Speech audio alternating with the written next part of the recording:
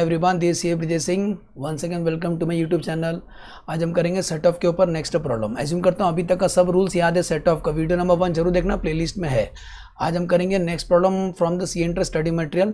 चलो पढ़ते हैं। Mister E has furnish the following detail for the assessment 21-22 income from salary. सुन रहे हो, सैलरी हमेशा प्लस में ही रहता है। स्पेक्युलेटिव में प्रॉफिट हुआ है, स्पेक्युलेटिव में इनकम है प्लस में, ये माइनस में, नॉन स्पेक्युलेटिव में लॉस है, शॉर्ट टर्म कैपिटल गेन है, लॉन्ग टर्म कैपिटल लॉस है, वो भी प्रीवियस ईयर का है। क्या असेसमेंट ईयर 1920 है ना, अपना असेसमेंट ईयर 21-22 चल रहा है, ये पिछला साल से आया हुआ है। Law winning from lottery plus में होता है। आपको ये डिसाइड करना है माइनस किससे एडजस्ट होगा। तो पहला रूल याद है क्या, मैं ऐसे बताऊं, शॉर्टकट बता दूं। एक होता है स्पेक्युलेटिव, दूसरा होता है नॉन स्पेक्युलेटिव। स्पेक्युलेटिव बिजनेस वो होता है जो बाइंग एंड सेलिंग और शेयर्स और स्टॉक करते हैं विदाउट टेकिंग एक्चुअल डिलीवरी। तो स्पेक्युलेटिव केवल स्पेक्युलेटिव से एडजस्ट होता है, नॉन स्पेक्युलेटिव से एडजस्ट नहीं होता है। लेकिन नॉन स्पेक्युलेटिव स्पेक्युलेटिव से एडजस्ट हो सकता है। नॉन स्पेक्युलेटिव खुद से तो एडजस्ट होते हैं, स्पेक्युलेटिव से भी एडजस्ट कर सकते हैं। तो देखो इधर नॉन स्पेक्युलेटिव में लॉस हुआ है, तो ये लॉस इससे एडजस्ट हो सकता है, तो मैं रूल समझा है। आपको नहीं याद आएगा तो आपका प्रॉब्लम है। इसके अंदर नॉन स्पेक्युलेटिव का जो लॉस है हम इससे एडजस्ट कर सकते हैं। और याद आ रहा है लॉन्ग टर्म शॉर्ट टर्म का लॉस केवल लॉन्ग टर्म से एडजस्ट होता है, तो कोई भी दूर दूर तक लॉन्ग टर्म नहीं। इसका मतलब ये वाला लॉस कैरी फॉरवर्ड होगा, वापस कैरी फॉरवर्ड होगा। समझ में आया क्यों कैरी फॉरवर्ड होगा? क्योंकि लॉन्ग टर्म केवल लॉन्ग टर्म से एडजस्ट होता है, शॉर्ट टर्म उसको मदद नहीं करता है। एज्यूम करता हूँ समझा। तो अभी मैं इसको बताता हूँ हाउ टू प्रेजेंट कैसा करेंगे ऐसा क्वेश्चन को, how to present this types of question. तो लिखेंगे कंप्यूटेशन टैक्सेबल इनकम निकालना, तो वही लिखेंगे कंप्यूटेशन और टैक्सेबल इनकम ऑफ मिस्टर ई। क्या लिखेंगे? Computation of taxable income, computation of taxable income of mister E for the assessment year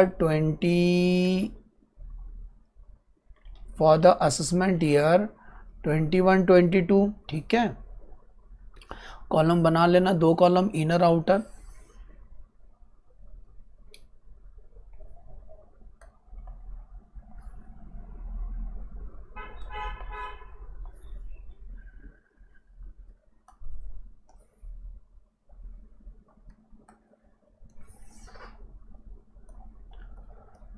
particular rupees लिख देना। चलो सबसे पहले क्या लिखने का, मैं बार बार बोलता हूँ, पहले प्लस वाला लिखने का। तो इनकम फ्रॉम सैलरी प्लस में है ना, तो उसको लिखेंगे इनकम फ्रॉम सैलरी। क्या लिखेंगे बेटा? Income from salary.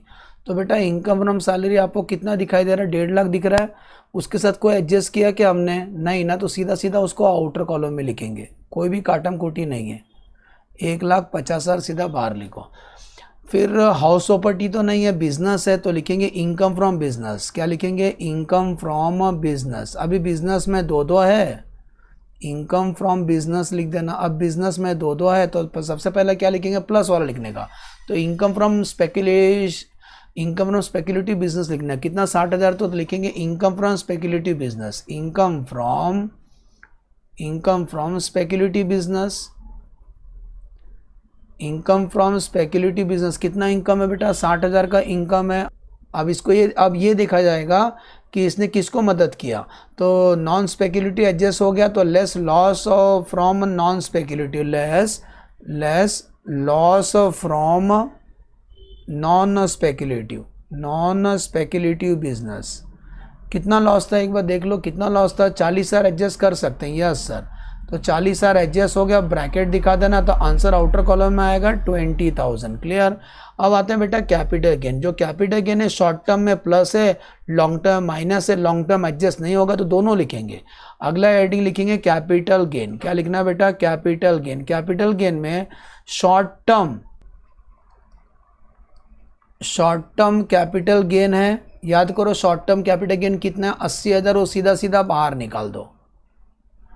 और लॉन्ग टर्म कैपिटल गेन नहीं, लॉन्ग टर्म कैपिटल लॉस है। लॉन्ग टर्म कैपिटल लॉस है, कितने का लॉस है? Of previous assessment year of assessment year 1920 का है, कितने का लॉस है लॉन्ग टर्म में 30,000 का, तो इसका तो कुछ नहीं हो सकता है, बोल देना कैरी फॉरवर्ड, क्या बोलना word, carry forward for the next assessment, carry forward for the next assessment year, वो कैरी फॉरवर्ड होगा। क्लियर, शॉर्ट टर्म हो गया, लॉन्ग टर्म हो गया, और अदर्स उसमें लॉटरी है, लॉटरी से किसी से एडजस्टमेंट नहीं होता, तो इनकम फ्रॉम अदर सोर्सेस क्या लिखेंगे, income from other sources, income from other sources, income from other sources में क्या लिखेंगे, विनिंग फ्रॉम लॉटरी, क्या लिखेंगे बेटा, विनिंग फ्रॉम लॉटरी, और याद रखना हमेशा ग्रॉस लिखना है, हाँ, winning from lottery, winning from lottery हमेशा क्या लिखना है, ग्रॉस लिखना है, क्योंकि टीडीएस का बेनिफिट लास्ट में मिलता है। तो विनिंग फ्रॉम लॉटरी कितना लिखा, आउटर में 20,000, सबको प्लस करेंगे तो आपको ग्रॉस टोटल इनकम मिलेगा। ये स्टेज पे 80 + 20 1 लाख + 20, और ऊपर भी था ना सैलरी का 150, सब प्लस करो, 150 + 20 + 80 + 20 टोटल आता है 270, तो 270 को बोलेंगे ग्रॉस टोटल इनकम, क्या बोलेंगे, GTI, gross total income, gross total income. Less करना डिडक्शन अंडर चैप्टर 6 है, lesser deduction under chapter 6A, under chapter 6A nil, तो answer what is the total income 2,70,000, तो इसको बोलेंगे total income. Problem completed. Assume करता हूँ बेटा समझ में आया कि कैसा हमने इनका कंप्यूटेशन किया, ठीक है। तो एक बार फास्ट रिकॉल कर दूं, इनकम में सैलरी 150 है, स्पेकुलेटिव में प्रॉफिट है, नॉन स्पेकुलेटिव में लॉस है, तो नॉन स्पेकुलेटिव स्पेकुलेटिव से एडजस्ट हो सकता है। रूल समझाया था सर ने इंटर सोर्स में समझाया था।